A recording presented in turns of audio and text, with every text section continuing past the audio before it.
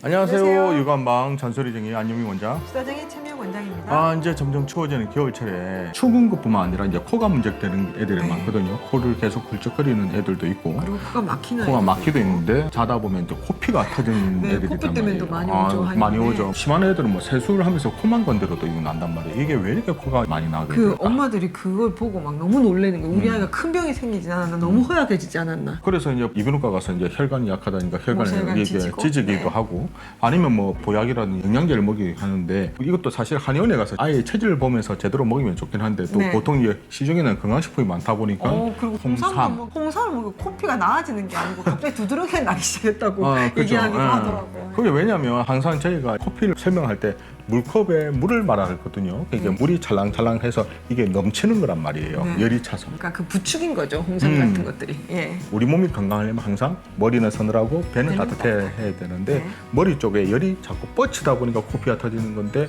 이때 너무 뜨거운 보약이 들어가게 되면 오히려 코피가 멈추지 않고 더 날 수도 있지만, 또 코피는 약간 막을 수도 있지만 네. 그게 엉뚱하게 피부로 올라오는 경우가 있거든요. 네네네. 그게 이제 두드러기가 나는 거죠. 예. 그럼 이제 코점막이 이렇게 약해지는 원인이 이게 뭘까 하면 체크를 해봐야 되는데, 네. 아무래도 겨울철이 되니까 차가운 공기, 또 건조한 공기, 차갑고 건조해지죠. 이런 거죠. 아무래도 코 안에 이제 점막이 자꾸 자극이 되겠죠. 네. 거기다가 또 알러지 비염이 있다든지 아니면 충농증이 있어도 네. 또 코 안이 약해지니까 그런 것들 이제 코의 염증으로 볼 수 있고, 또 소화 기능이 약한 아이들이 코피가 잘 터질 수도 있습니다. 네, 그건 좀 지난번 생각이 영상 중에 제가 아마 얘기 드렸어요. 배앓이가 코 막힘의 원인이 될 수도 있다. 그래서 소화 기능이 일단 메인입니다. 그거 좋아져야 코가 훨씬 좋아집니다. 그러니까 그렇게 되고, 또 혈액이 부족하다든지, 네. 또 아이들 같은 경우에 코가 간질간질하니까 습관적으로 코를 잘 굽혀내는 수 있거든요. 그게 좀 많지 않아요? 많이 코만 되죠. 코딱지 하다가 코피 나는. 뭐 사실 건강한 애들은 그렇게 코피 터지잖아요. 빨리 제어됩니다. 아, 예. 그런데 이제 여기는 이제 자꾸 터지는 아이들. 네.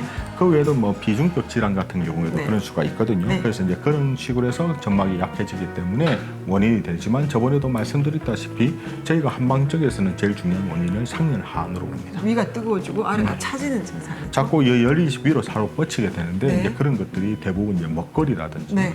그게 이제 원인이 될 수가 있죠. 네, 너무 단 걸 많이 먹지 말자고 항상 강조합니다. 음. 열을 위로 부추기니까요.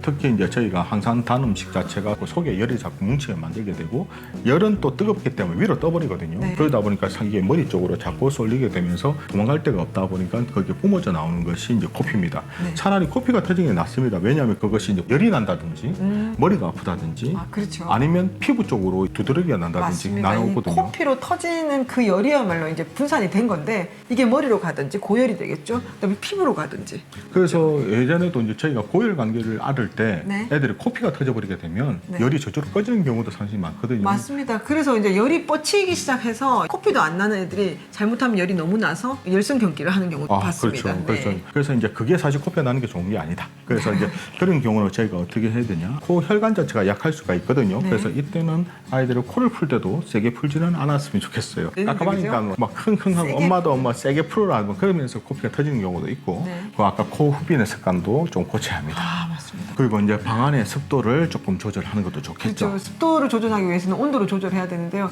제가 항상 강조합니다. 23, 4도로 맞춰라. 근데 부모님 입장에서 25, 6도가 따뜻하다고 느끼니까 계속 부모님 수준에 맞추는데, 아이들 온도는 덥죠.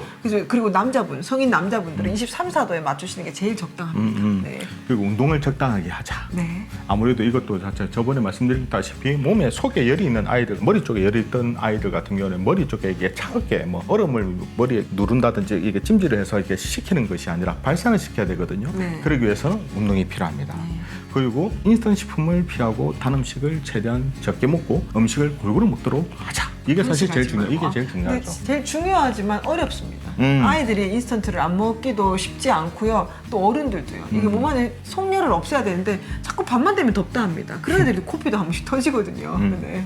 그래서 이제 자꾸 이제 코피가 터지는 아이들한테 조금 좋은 음식을 추천한다 그러면 네. 여기서 연근이라든지 저는 우엉도 추천합니다. 우엉조림 맛있잖아요. 네. 그러니까 연근 우엉을 이용을 해보라고 하면, 저는 근데 우엉차를 많이 끓이는 거 있죠. 어른은 괜찮습니다. 근데 아이한테는 우엉이 좀 찬성질이라 조금 좀 과하게 되면 가래가 조금 코가 뒤로 다 넘어가면서 그러니까 가래가 체크해야죠. 긁기도 예. 합니다. 항상 저희가 좋은 것도 아이들은 되게 예민하거든요. 네. 그래서 차가운 것을 먹게 되면 또 변이 묽어진다든지 그렇죠. 약간 배가 아프다든지 그럴 수 네. 있거든요. 그래서 적당하게 먹어야 됩니다. 맞습니다. 그래서 연근도 말씀하셨고 우엉도 말씀하셨고 근데 이걸 너무 차나 이런 걸로 과량만 아니면 됩니다. 그렇죠. 너무 강하게 먹는 게 그리고 문제입니다. 또 작두콩차도 조금 이용하셔도 괜찮더라고요. 먹은 아이들 다들 괜찮고 그리고 그렇게 세지 않거든요. 그러니까 음식으로 해서 연근, 우엉 거기다 뭐 추천한다 그러면 무, 무, 그다음에 네. 메밀 이런 것도 예, 괜찮습니다. 부추도 좋습니다. 네네네. 예, 그런 거 먹으시면 상당히 도움이 됩니다. 그리고 또 원인이 되는 비염이라든지 축농증을 치료하는 것도 도움이 되겠죠. 그렇게 치료하면 그래도 아무래도 코피가 덜 나겠죠? 아, 당연히 코가 좋아지니까요. 네. 자, 이렇게 되면 코피 예방하는 데 상당히 도움이 될 거라 생각됩니다. 자, 이처럼 궁금한 육아 정보는 언제든지 댓글 달아주시면 준비해 보도록 하겠습니다. 우리 아이들을 위한 잔소리쟁이 안유미 원장, 수다쟁이 최미호 원장이었습니다. 좋아요와 구독하기도 잊지 마시고요. 다음 영상에도 만나 뵙겠습니다. 육아는 한방.